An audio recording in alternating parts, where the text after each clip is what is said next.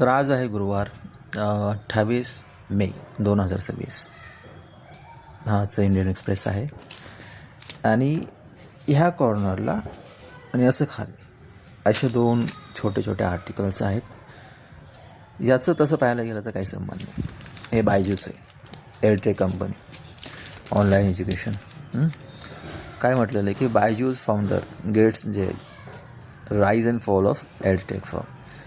बायजू जे आहेत व्यक्ती ते सुरुवातीला क्लास चालवायचे, त्याच्यानंतर त्यांनी सक्सेसफुल झालं, त्याच्यानंतर मोठं वाढवत गेले आणि एक एडटेक ऑनलाईन प्लॅटफॉर्म तयार केला. त्यांनी खूप भरती केली, खूप हे तयार केलं, मोठं एम्पायर तयार केलं म्हटलं तरी चालेल.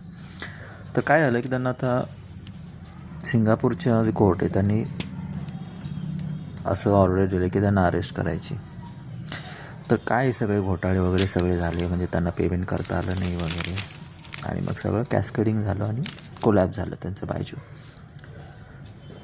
याच्यामध्ये इंटरेस्टिंग गोष्ट अशी आहे की इथं दिलेलं आहे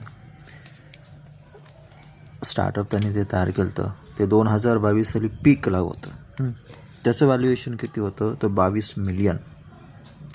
बापरे, 22 मिलियन $.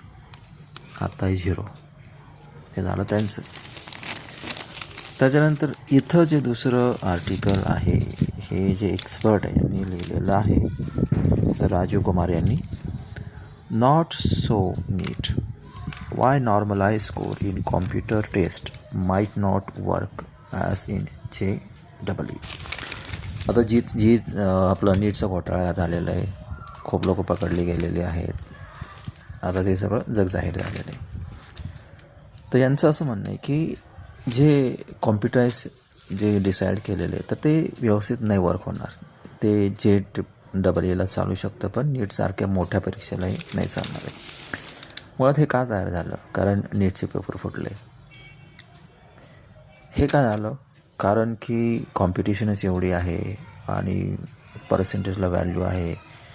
मग हे आणि हे यांचा संबंध आपल्याला जुळवता येतो. हे ऑनलाईन प्लॅटफॉर्म्स हे गॅरंटी देत आहेत, हे एक्झाम कंडक्ट करतायत, ॲडमिशन, करिअर याच्यावर डिपेंड. म्हणजे काय झालं की आज नॉलेज काही खरं नॉलेज नाही राहिलं, हे असं काहीतरी व्यावसायिक झालेलं आहे. हे तेवढ्यापुरतं वर करणे, परीक्षा संपली नॉलेज संपलं, काही देणे घेणे नाही, म्हणजे असं इतकं व्यावसायिक रूप आलेलं आहे त्याला. आणि त्याच्यामुळे याच्यामध्ये भरडला जातो आहे तो विद्यार्थी आणि पालक.